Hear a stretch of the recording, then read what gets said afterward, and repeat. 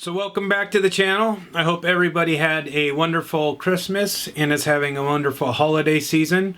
By the time you're seeing this, it should be right around New Year's. I hope that you're being safe, and by all means, don't get yourself COVID. So in this video, I'm just going to be telling you what to expect over the next few months. Give you a little bit of a rundown on the stuff that I have filmed already and the stuff that I have planned to film. And hopefully I don't ramble too much. But I've been working really hard, and I'm really proud of the stuff that I have for you guys. Okay, so let me go ahead and get into it. I'll kind of explain my approach, and then we'll get into the nitty-gritty of what you can expect. So basically, the way I organize my work year is I go out. Usually at the end of May is the first show, and then I'll stay out on the road until the end of November. And I just try and fit as many shows as I can into that time period. I try to go, full on road dog style, go as long and as hard as I can. And there are a couple reasons for that. Number one, it gives me some time to refresh and recuperate when I'm off. It gives me something to look forward to. And then it gives me some time to where I have, like now, where I've got basically from now until I do a one-off at the end of February in Atlanta. But other than that, I don't go out again until the end of May. So I've got a few months here where basically my time is my own. And what I've done with that time this year is I've reinvested it back into the channel, and I'm doing some stuff that I want to do that's fun and interesting for me, but I also know will help you guys both. Hopefully it'll entertain you and also help you with some practical stuff from the business aspect, but also some from the artistic aspect in terms of technique stuff and my approach to art and some of the tools and tricks that I use for my work. So I'm going to go ahead and let you know the series that I've started, that I've worked on. So the very first series that you can expect is called Stories from the Road. Now, as you know, if you've watched any of my past videos, I talk about the road a lot. And basically, as a working artist, it's your life. You're touring, you're going to where the big shows are, and then in between the big shows, you're going to the little shows. So you see a lot of things, you experience a lot of things, a lot of stuff that doesn't have to do with business. I've talked some about the business aspect of it, but the Stories from the Road series is more the personal aspect of the road. The things that you see, the things that you experience. Travel on a personal level is one of the most fulfilling, engaging things that you can do or that you can experience as a human being. It's changed my perspective on life, cheesy as it may sound.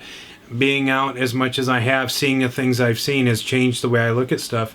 And you see a lot of really trippy, unique, interesting things. And I've done a couple of quick videos in the past, but I've not really done any kind of in-depth road vlogging, and that's what this new Stories from the Road series is. When we went out last year, thankfully I had a road partner with me, and she helped me take a lot of videos, a lot of pictures, and we got a ton of good stuff.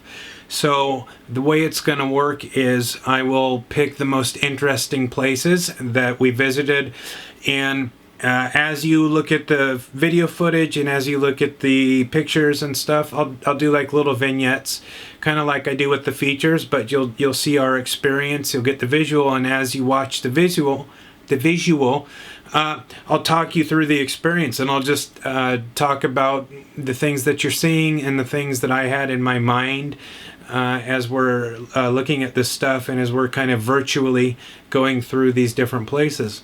So the first Stories from the Road is going to be a place that I talked about in a couple of videos. It's the Wyoming State Penitentiary in Wyoming. And this was a really trippy, eerie, creepy, fascinating place. Very strong vibes, energy. And it was an old school penitentiary, like in the middle of Wyoming. We just happened upon it.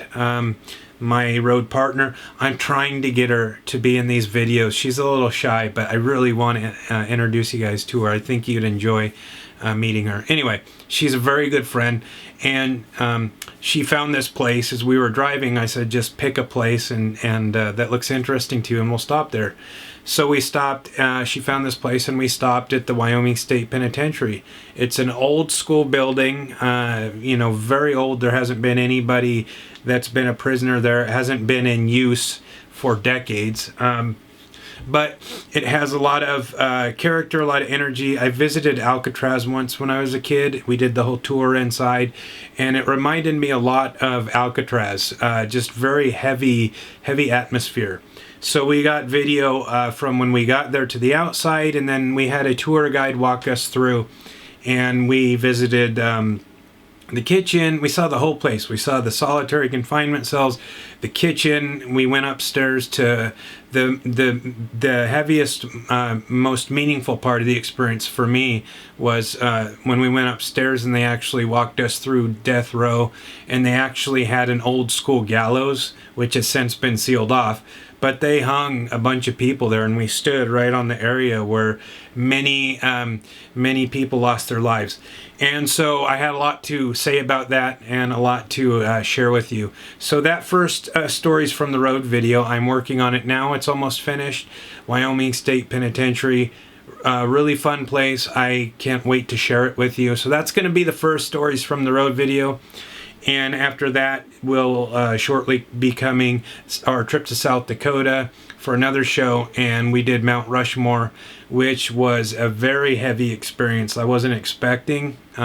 Very emotional. If you've ever been there and seen the displays and stuff, you'll kind of know what I'm getting at here. But the next Stories from the Road experience is going to be, like I said, Mount Rushmore. And then after that, because I've got so many, I've been everywhere.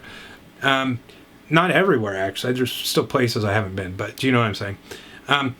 And I've seen so many things, and I can't wait to share them, because the travel is as much a passion as the art and the business is. So that's why I love it so much. Anyway, after South Dakota in Mount Rushmore, we visited a wild buffalo. I don't know if it was a conservatory or what they call it, but it was a giant buffalo museum where we actually saw a herd of buffalo, and we got like within 20 feet of them, and that's a whole different experience. And on I can go. And so that's what these Stories from the Road videos are going to be. And so the next series that I have been putting a lot of time into is not a new one, but it's one that I kind of left off in the middle of. It's going to be the Tips from the Working Artist series. And it's one of the things I'm the most proud of on the channel, because I don't see a lot of people sharing this kind of stuff. And if you haven't seen any of these in the past, I do have a playlist. I'll share it. Put a link below in the description box. It's just a series of videos that I call Tips from a Working Artist. And it's just me sharing the things that I've learned along the way. It could be stuff that I've gathered from other people, other artists that I travel with or that I see regularly that have helped me enormously. Or it could be stupid mistakes I've made, which there are plenty of. And I go, when I'm at the show, I go, I'll never do that again. But you wouldn't know unless you've done it. So it's that kind of stuff. I try and share, what I've learned to do and what I've learned not to do. And where we left off on those last time was I was doing a series on prints, because as an artist, your bread and butter is your prints. And I make all my own prints. So last time, I think we were left off at sizing, where I was talking about how I size the prints. And then the next video is the packaging and presentation, which is something a lot of people overlook. It's just as important as the quality of the print itself, the way the print looks, the way it feels in a client's hands. It makes a huge difference, and I have a lot of information on that, including the places that I get my materials for my prints. I'm going to link directly to those and give you everything that I do and all of the places that I go to get the stuff for my prints. So that's the next thing that I've been putting a lot of time into, is the Tips from a Working Artist series. And then also in that, I have done some new stuff, and that's going to be directly related to the technique side of things. And I haven't done a lot of that, but that's kind of where I'm going next. So there's one that I'm working on for acrylics. So I plan on doing videos for different mediums, because every medium, as we know, kind of has its own idiosyncrasies, its own pluses, minuses, the things that are difficult about it. And I know some of the tricks. So the first video that I'm going to do in terms of the technical side of stuff is going to be on acrylic paints and how to work with them, how to keep them moist while you're working with them, because you know they dry very quickly, and that kind of stuff. So it'll be very direct technique oriented stuff. And also one that I'm really excited about is the blood splatter video. I'm going to go through all the different techniques that I have gathered over the years in terms of blood spatter. Every way from 10 ways from Sunday. I know how to make it drip. I know how to do fine mist spray. I know how to do. I'm kind of like the Dexter of artist blood splatter. Anyway, so that's one that I'm working on that I'm having fun with. And then to pick up a couple of other series that we left off with, I'm going to be finishing the art unboxings. I've still got a few of those that I feel terrible that I haven't finished yet or gotten to, but they've been sitting there not because I don't care, but because I didn't want to start with them until I could put the time into them that they deserve. So we're going to go through each one of those meticulously. We're going to unbox them, take them out. I'm going to share with you the artist that sent them to me, and it's going to be a lot of fun because people send me awesome stuff, and your guess is as good as mine in terms of what's inside those. So I'm looking forward to opening those, sharing them with you, and giving the people that sent them to me the kudos that they deserve. And I'm anxious to do that because I want to give my thanks to those people. Next, after that, I've been busy. Next, after that, we're going to do a big open call, another, I guess we could call this the annual open call for features and shout outs, people that want to be on the channel, be featured. That maybe I didn't get to last time because I'm only a human being. We have some new people on board. Maybe some of the newer people want to get a feature. And along with the open call out, I'm going to be doing a companion video on how to use your feature effectively, because I see a lot of people that get a feature and they don't engage with it. So the feature is a tool to help you start working to build yourself, build your channel, build your business. And I've found as I follow up on a lot of these features is a lot of people just think that, okay, my feature's out now, everything's going to happen. But the feature is a tool to get you started. So I'm going to make a really clear, concise video that'll basically be a companion for the features. So if you've been in one in the past, you can go back on your feature and revisit it and use some of the tools. Or if you're somebody that is going to be featured, you can apply those tools to your own feature. And even if you haven't had a feature on the channel, they're tools that you can use to grow your channel and grow your business.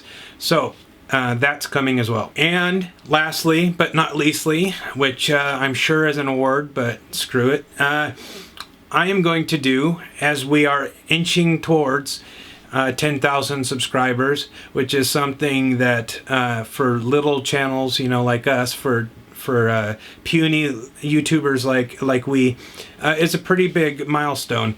And since I've gotten home and have been home for a period of time, I've been putting more work into the channel, and we continue to grow and grow at a pretty consistent rate. So if it continues to go like it has been, I'll be at 10,000 within maybe 2 or 3 months, something like that. So I have a really special video planned for that. It's something I've been asked about consistently and something that I've not done. But I want to do a full studio tour as well as a full house tour, because I have stuff everywhere in the house, either stuff that people have sent me or stuff that I picked up from the road or my own pieces.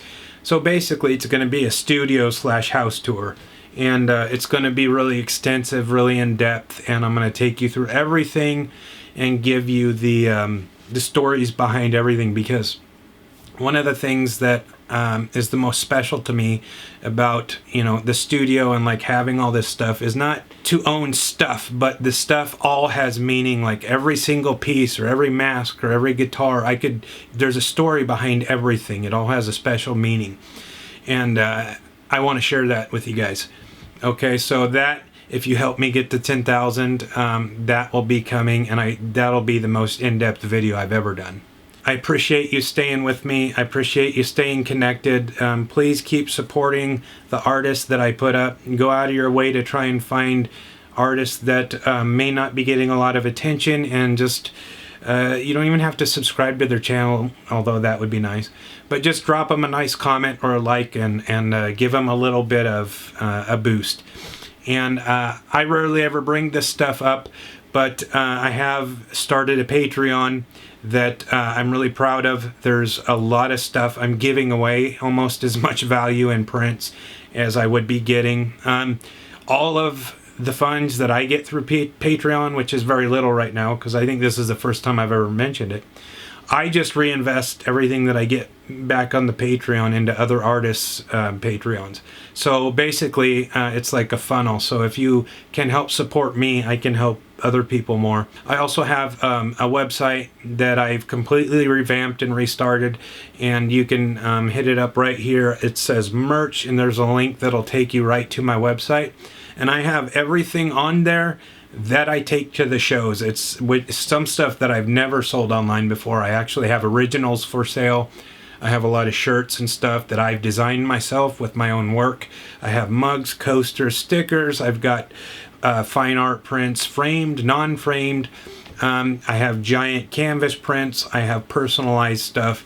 So basically it's like my booth, but in a shop. And there's a lot of stuff on there that I have never offered before. So if you want to support me, if you found value in anything I've done over the years, please do consider contributing to the Patreon and checking out the website, and you'll get something back in return. I do appreciate those of you that subscribe and stay subscribed. Your support helps me, and it dictates how much I can do by how much support I'm getting from you guys. So if it keeps growing like it has been, I can keep doing more and more. So anyway, thank you for everything. Thank you for staying engaged, and thank you for your support and your commitment to this idea of a community that that has branched out over the years and helped so many people. So I appreciate your support, and please stay tuned for all the new stuff I have planned, and stay safe. I hope it will be a great new year next year, and I hope this damn COVID will go away. All right, later.